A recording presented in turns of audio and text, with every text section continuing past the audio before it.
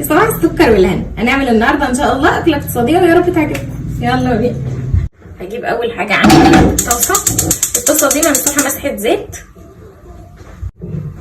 انا المفروض ان انا اخلص الاكله دي في ربع ساعه، انا بجد متاخره جدا، فاحنا هنحاول يعني بقدر الامكان ان احنا نخلص بسرعه.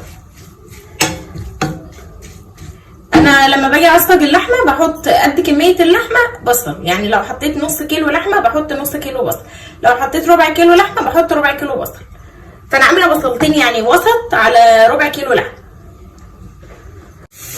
هنزل بقى باللحمه، خلاص البصل بدا يدبل.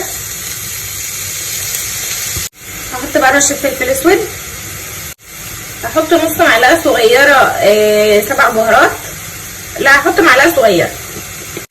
هحط رشه قرفه. خلاص بعد ما بتكون غيرت لون بحط بقى الثوم، بحط يعني فصين ثوم تقريبا كده. هظبط الملح بتاعي بقى.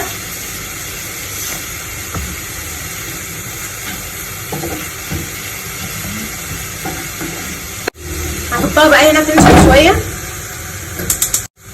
هحط بقى الميه تغلي هنا، هحط بقى الميه تغلي هنا علشان المكرونه، وقبل ما الميه تغلي يلا نضرب الطماطم.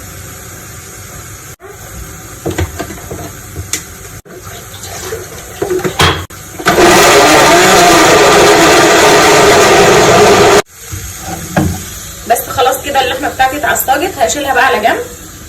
انزل بقى بالمكرونه.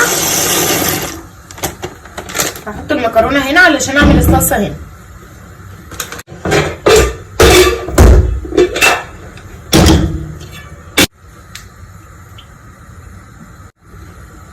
هنزل بقى بالطماطم، معلقه السكر بتاعتي،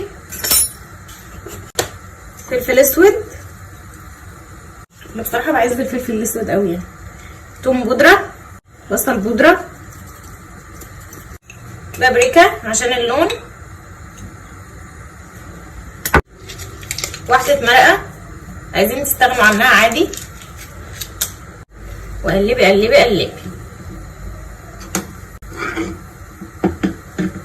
طبعا كمان شويه كده بقى هظبط الملح بتاعها، انا عايزاها تكون متسبكه بس مش قوي، يعني نص تسبيكه كده. وهسلق المكرونه نص سلقه برضه علشان احطهم مع بعض كله في الطاجن ويدخلوا الفرن.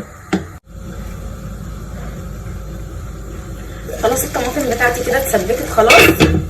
هقفل بقى ده، سخنه قوي. هجيب بقى اللحمه المفرومه بتاعتي اهي، ادي المكرونه. هنزل بقى بالمكرونه